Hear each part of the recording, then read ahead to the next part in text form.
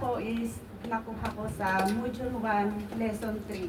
Si Sis Marlene po ang teacher namin. Thank you. ang team ko po ay Hindrance to Walking by Faith. And ang text ko po doon is Romans 10:17. Sa Tagalog po, kaya nga ang pananampalataya ay nagsisimula sa pakikinig at ang pakikinig ay sa pamamagitan ng salita ni Kristo. So, pamati tayo ken Apo Dios ket may kasamang trust at saka faith sa Kanya, tapos hanlang nga tinagan nati amuen tayo no tiket amuen tayo si bibiyag akas Dios. Tapos ken nung namati tayo ken kuana dapat willing tayo ngay nga agtulnog kadagiti bilin na willing tayo ngay nga mangaramid kadagiti kayat na nga nasaya at iti pamilya tayo ken pada tayo nga tao. Amen. Then, ang points ko po is tatlo. Ang points ko po sa Hindrance to Walking by Faith is fear, experience, and feelings. So sa fear po, sa 2 Timothy 1:7, sapagkat hindi tayo binigyan ng Diyos ng espiritu ng katakutan, kundi ng kapangyarihan at ng pag-ibig at ng kalusugan.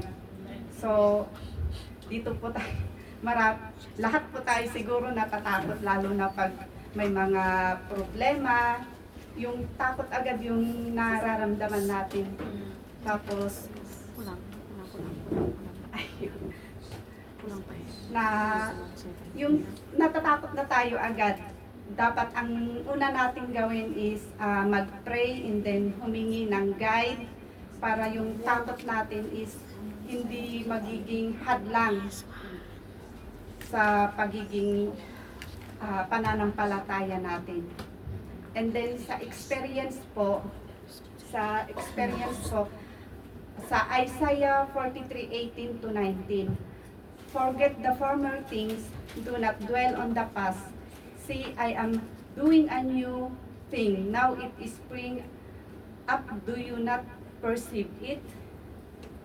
I am making a way in the wilderness and streams in the wasteland. Sa experience, siyempre, marami po tayong experience, iba't iba po ang kwento natin, iba't iba po ang naranasan natin on the past. Pero, heto pa rin po tayo, nandito pa rin, nagsiserve, nag-worship. So, huwag na nating pakialaman yung past. Amen. Ang isipin po natin is yung magiging future natin. Amen. Yes. And then sa feelings po, sa Filipos 4:6, huwag kayong mabalisa tungkol sa anumang bagay. Sa halip, hingin ninyo sa Diyos ang lahat ng inyong kailangan sa pamamagitan ng panalangin may pasasalamat. Feelings. Di po ba pag may problema tayo, umiiyak tayo, marami na tayong iniisip, nagsiself-pity na tayo. Ang dapat po talaga natin gawin is yung mag-pray, humingi ng guidance. Kasi pag hindi natin yun ginawa, marami na tayong iniisip na bagay-bagay na hindi naman maganda. So ang dapat first nating isik is si God. Amen. And then, sa conclusion ko po, sa fear, sa Isaiah 41:10, huwag kang matakot sapagkat ako'y kasama mo. Huwag kang mangamba sapagkat ako ang iyong Diyos. Palalakasin kita at tutulungan. Iingatan kita sa pamamagitan ng aking matuwid na kamay. So malinaw po na kahit na anong problema man natin, basta isik lang natin si God. Amen. Masusolvar po yung problema natin. And then sa experience po, sa malinaw po sa Isaiah 43:18-19 na kalimutan natin ang nakaraan para hindi po siya hadlang sa paglago natin sa faith natin. Tapos dapat po mag-move on na tayo. Amen. para magaan yung isip at puso natin while serving God. Amen. And then sa feelings po, sa Philippians 4:6-7, do not be anxious about anything, but in every situation, by prayer and petition, with thanksgiving, present your request to God, and the peace of God, which transcends all understanding, will guard your heart and your minds in Jesus Christ.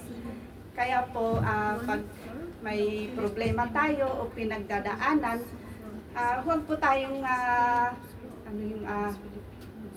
ay mabalisa. Just pray lang po tayo and tiwala sa faith natin kay God. And then,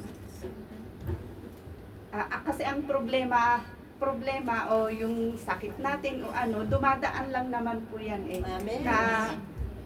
Pag nag-pray tayo o yung faith natin is nandito pa rin po sa atin. Amen.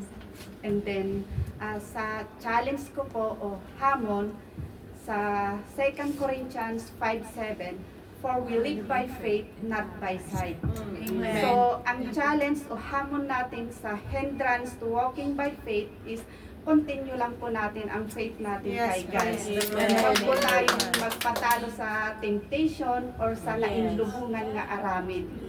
Amen. Kung may problema or pinagdadaanan, huwag po tayong yung sinabi ko po dito kanina, mag self-pity agad. Dapat isik natin si God and pray po lamang tayo para si devil o demon hindi po siya papasok sa atin. So, yun lang po at sana po may naintindihan po. Amen.